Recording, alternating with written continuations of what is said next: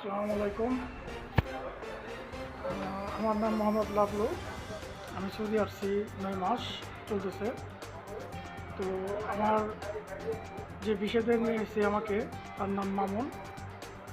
উনি হচ্ছে দালাল। তো উনি আমাকে 2.5 মাস আগে যে আপারাল বাতেন কাজে পাঠায় রিয়াদ ভাড়া থেকে। তো ওখানে পাঠানোর পর 2.5 মাস কাজ করে ওখানে আমার বেতন টেতন কিছু দেওয়া হয় না 2.5 মাসে। তো ওখান থেকে আমি মক্তবে যাই। মক্তবে গিয়ে বলি যে আমি কাজ করব না, আমার বেতন আমাকে বোঝাই দেয়। ওখান থেকে আমাকে 2 মাসের স্যালারি দেওয়া হয় 3700 রিয়াল। 1800 রিয়াল বেতন ছিল, 3700 রিয়াল দেওয়া হয়। ওখান থেকে কাজ শেষ করে আমি তো যেখান থেকে কাজে পাঠাইছে ওখানে ফেরত আসি। তো মামুনকে আমার লোকেশন দেওয়ার পর যে রুমে আসি, দেখি যে মামুন নাই। মামুনের বন্ধুবান্ধব সেটিং করা। এবার আমাকে ওখানে রুমে আটকানো হয়, 3 দিন আটকে রাখে।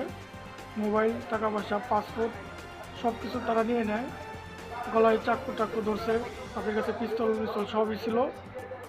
তো আমাদের কাছে যে টাকাটা নিছে, নেওয়ার পর তারা আমাকে হুমকি দেয়, আটকে রাখে 3 দিন। তো সকালবেলা তাদের মধ্যে টাকা নিয়ে ঝগড়া হয়, মারামারি হয়, কোপাকুপি হয়। তো ওই সুযোগে রুম আমার তালা ছিল না, আমি কোনো রকম জান নিয়ে পালাই। তো এই ঘটনার সাথে জড়িত ছিল মামুন 1 নম্বর, মুস্তাফিজুর, বিল্লাল, হাজারি, তারপরে ইব্রাহিম, মিম,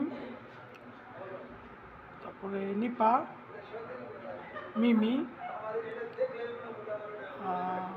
জহির। মূলত তারা এই কিডন্যাপের সাথে জড়িত, অপহরণ, কিডন্যাপ, এই মেয়েলি ব্যবসা, এই ধরনের যত ক্রাইম আছে তারা করে। তাদের মানে এক নামে সবাই চিনে, হারাকাত বাহিনী। তো এরা বর্তমানে এই ধরনের কাজগুলো করতেছে। তা আমিও এরকম শিকার হয়েছি।